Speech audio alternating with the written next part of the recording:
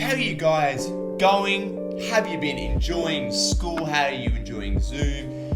All the beautiful things. Hey, we are not far at all from meeting in person. We got some exciting things coming up that we're excited to announce very soon. But otherwise, today, right now, week 4 going live for the Heat. Week 4, and I'm bringing the final installment. Hope you've enjoyed this series, because this is going to be great, particularly as you're easing back into that normal, that easing back into life. It's going to be great and really applicable in any area of your life. Now, this message is called the offline effect. I know, weird title, but the offline effect. Keep that in your back pocket as we go through this. But kind of want to talk about what it means to be going live whilst offline.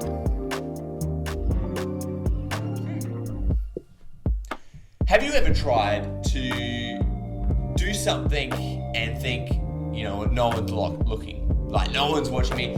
You might, you really want an extra cookie and it's in the pantry and you got to go get that extra cookie, and mum and dad aren't looking. You go and do it and they're looking and you're like, dang. Or you're trying to do something dumb and you're like, no one's watching or no one's recording, and you do something absolutely dumb and it turns out your friend was recording that whole time. It's just the worst. And then you just feel stupid, you just feel dumb, or you feel guilty, and you're just like, how did I not see them? How did I not know? Now, I do this all the time with my farts. I know we're going to talk about farts at some point, but this is a big one, which I know you all probably do. Don't even lie. I know some of you, particularly you guys, I know you do this one. You think no one's around, you think you're good, you think you're safe, and you just want to let a cheeky one go. Or even if someone's there, you'll think, maybe this is a silent one. Maybe this one, we'll be alright here. No one's going to really know. Be cheeky, just, no one's fine, not hurting anyone. And then you let it out and it's either too loud or all of a sudden someone smells it and they're just like, who farted? And you're just like, I don't know. See, we do this with our face sometimes, right? Not fart. I mean, you can fart if you want. But when no one is looking, I'll do this. When no one is watching, I'll do that. Or, it's okay, no one's really, around at the moment. It's fine. It's cool. It's cool. Or maybe even my youth leaders aren't there, or my church friends aren't there, my youth friends. So I'll do like hang with these guys. It'll be fine. And like do this and do that. We often live the two life mentality. Do this there, do that there. No one's watching. But as we've talked about, we talked a lot about being authentic and how we're going live and sharing our faith, sharing our story. But also one of the big things I talked about the other week as well was not, we're 24/7. We don't switch off from being Christians. We don't switch off from being followers of Jesus. So this is really important to keep in the back of your head for today. But 2 things I want to talk about today. First one, live the one life. Live the one life. Now, one of my favorite characters growing up, one of my favorite shows was Kim Possible. Kim Possible was a dope, and I mean a dope TV show.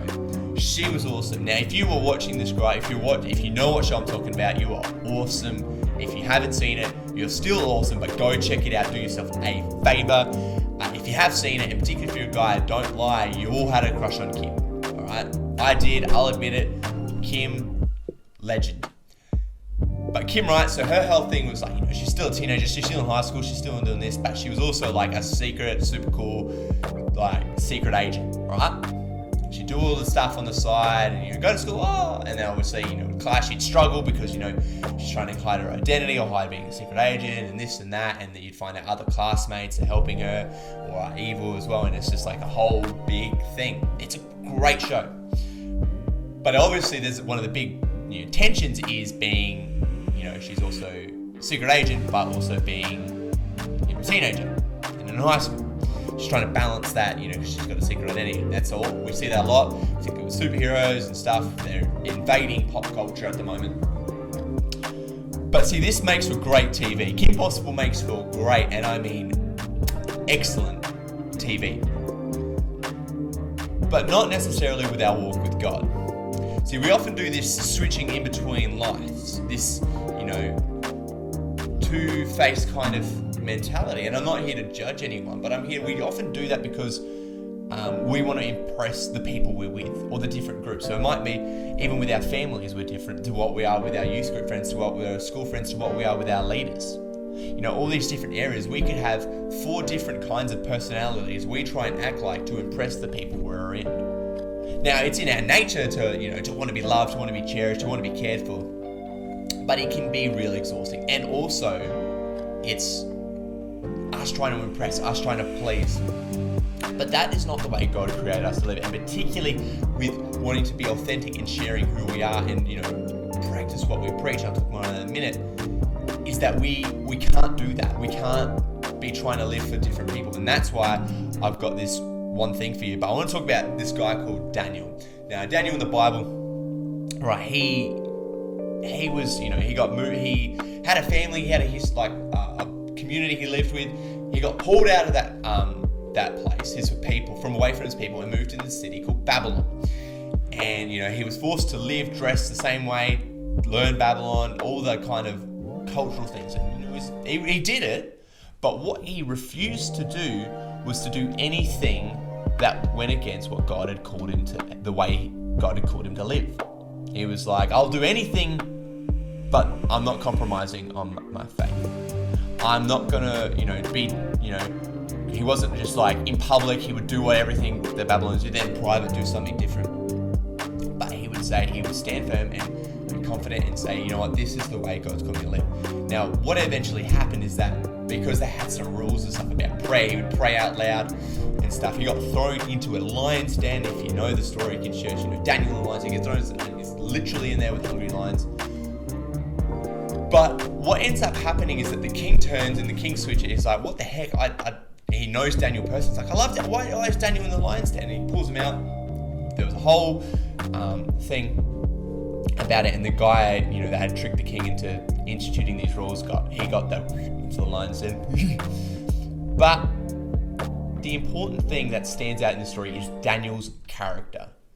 Didn't matter that he was with, the king or the other people, the Babylonians. He didn't change who he was. He didn't change what he believed in. He didn't change what he stood for. And that's because he didn't live for the people. Whilst he acknowledged that the king was the ruler, whilst he acknowledged he was in Babylon, he chose to live for an audience of one. Live for an audience of one. And that is how we fix this. If you're like, man, I don't want to be, I don't want to do that. I hate when I'm with people and I want to impress, or, I'm with people, I act differently around people. That's cool. But if you want to fix that, if you want to go to the next level in your journey, and just even helps with your insecurities and stuff, live for the audience of one. Who is that audience? That audience is God. Living for God, no matter where I am, who I am, everything I do is for God. So I'm not trying to I don't need to impress people. I don't need to impress I'm only trying to impress God. And here's the thing about that, is that God is already impressed with you. You don't have to do anything, and God already loves you and already cares for you. You don't have to even try to impress him. That's the amazing thing, because God isn't interested in faking it or putting it on for him. Live for that audience of one. And I tell you, that authenticity is going to speak through all the things. And even like Daniel's situation, because he stood by God, obviously he prayed to God and God helped him sort through, but this authenticity is what drew the king to really love Daniel and really cared for him. My next thing is appearing offline. Appearing offline. What are you doing when no one else is watching? When no one else is around? When no one else is actually there to see and to hear or to say anything, comment? What are you like? I want to suggest that maybe the best way to start sharing your journey to going live, to going public, or seeing things happen in your schools, to seeing friends come to know who Christ is, to see God work in crazy and awesome ways, may I suggest that the best place that's going to start is actually just in your bedroom. When no one else is watching, when no one else is around, just you and God. It says this in Matthew 6, verses 5 to 6. And when you pray, don't be like the hypocrites that are out there, for they love to pray, standing in the synagogues and on the street corners to be seen by others. Truly I tell you, they have received their reward in full. But when you pray, go into your room, close the door, and pray to your Father who is unseen. Then your Father, who sees what is done in secret, will reward you. Why do I think this is so important? When it's just you and God, it's the most real you can get with Him. It's the most real He can get with you. Sometimes we can get caught up, even at youth, where we got to say things and we want to impress people with the way we pray, the way we the way we worship, the way we talk. But I reckon, even if it's a great message and powerful worship, and I believe that obviously praying in together as we do youth, there's nothing wrong with that. Obviously it's great, I do it, I preach about it all the time. But I think for us, the most significant breakthroughs can take place just by ourselves in our rooms with God. Breakthroughs for our schools, breakthroughs for our friends. And this is what this whole series is about, is going live with our faith so people can hear our stories, can hear things and be transformed, and to see them come to know who Jesus is and to be saved. That's what this whole series is about. And I think the best place that starts is when no one else is looking and just you and God. When you're reading the Word, when you're praying in private, that is where breakthrough takes place. Even personally, and this is like going off track, even personal breakthroughs in your own life. Encountering God, and I believe God encounters when we're in youth, when two or more gather, 100%. But if you want to go to the next step in your faith, if you want to go to the next step in your relationship with God, I'd encourage to seriously challenge how you're doing at home with God. When no one else is around, are you reading your Bible every day? And I'm not just talking like skim through and off we go. Are you spending time sitting with God, praying, reflecting? Even if you don't feel like it, even if it's just like you're confused, but just sitting there mulling and reflecting and allowing space for God to. I can't encourage this anymore, because I know for my life, the moments of significant breakthrough where God has done something, changed my heart, given me a vision or a dream, and encouragement, is not just out in the public spaces, although there has been great moments where that's been the case. But real change when I just sit in my room, me and God starts to speak. When I put everything else aside and focus between live for that audience of one, and God begins to speak and encourage. And sometimes it takes time. It takes practice, discipline. You're not used to it at first. But I encourage you, we've been in that quarantine life. The tendency will be able to go back to normal doing, keeping busy, keeping stuff. But I encourage you to start now by putting disciplines in your life to be able to, get on top of that reading, get on top of that praying, get on top of that, all those great things we do when no one else is watching, because it will begin to transform the other areas of your life. Because I believe what starts to happen in private, that secret, that prayer life, will actually transform into your public. When you start to be able to pray and believe for people, to transform, and as you allow God to transform in private, it's going to start coming out in public. And there'll be a change. So that's my two things today. Live the one life, live for the audience of one, and appearing offline. Making sure that in private, when no one else is watching, we are allowing God to transform us, allowing God to speak to us, and allowing God to change our character. So as you go into your Zoom groups, as you go out, I wonder what has spoken to you, what God maybe want to speak to you about. Maybe you've tried some things and they haven't worked. Maybe you've struggled, changing between different people. I encourage you to talk about that. Get open and honest in your group. But God bless you. Have a great chat. I'll see you back again next week for some awesome stuff. Get pumped, get keen, because even though I talked about, in private, get ready, because we're going to be meeting soon together. I'm so pumped. I'm so excited for what God has ahead. God bless you. Peace out.